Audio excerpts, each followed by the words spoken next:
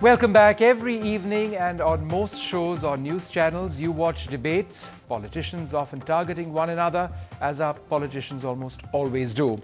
Well, for once, here's a theme we can all agree on, and no, this isn't going to be a sermon. The question is this: why do the poor remain poor despite a million different strategies to counter poverty around the world? Well, perhaps because policies that deal with poverty alleviation are often based on cultural and literary stereotypes of how the poor are lazy or enterprising, noble or thievish, angry or passive, helpless or perhaps self-sufficient. And therefore, we often tend to oversimplify policies with ready-made formulae such as free markets for the poor, make human rights substantial, give more money to the poorest, stating the obvious in some senses. Yes, we've all heard it before, and no, in many instances, it's just not worked. So why are we talking about the poor anyway? Well, here's why. It's a new book. It's called Poor Economics.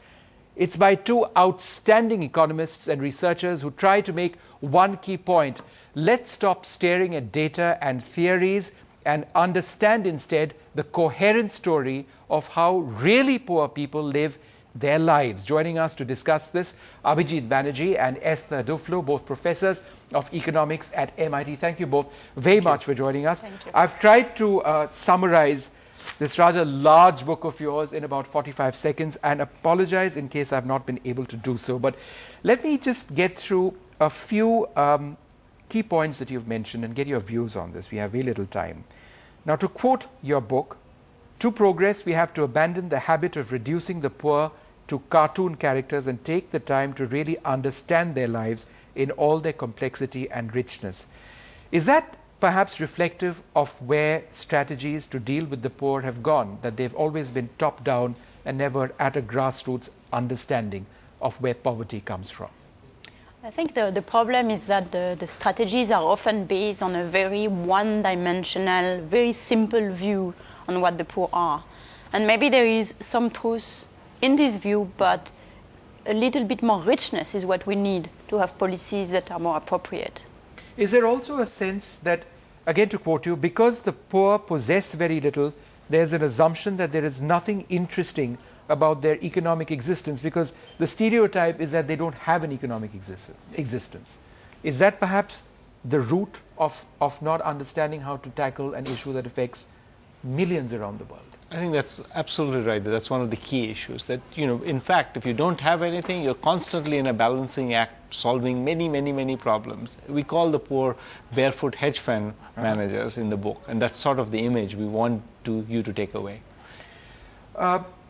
Because the poor possess very little, it's assumed that there is nothing interesting about their economic existence, when this isn't the case. It's not all about acquiring wealth and the difference between those who have wealth and those who don't. It's also about how one utilizes wealth and the choices that he or she make.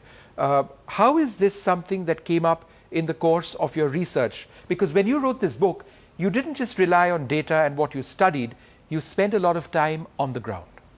Yeah, most of our work involves really spending a lot of time in the field, collecting our own data, talking to people, trying things out, and that helps us figuring this out. For example, very often one misconception about the poor is because they are poor, if you give them a little bit of money, immediately they will want to buy only food with that extra money. And in fact, because the poor, like the rest of us, have lives where they also like to have fun and they like to interact with their friends, etc.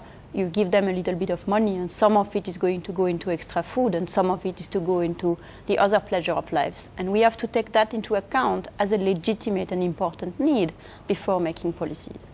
Let me ask you a little bit about India. We've got so many plans in this government, in this country, over decades.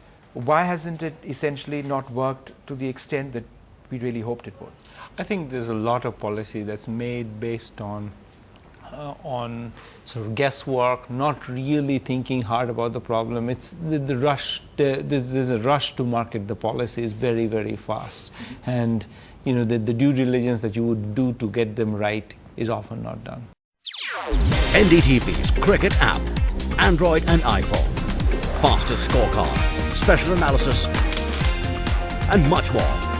Download free. ndtv.com/apps.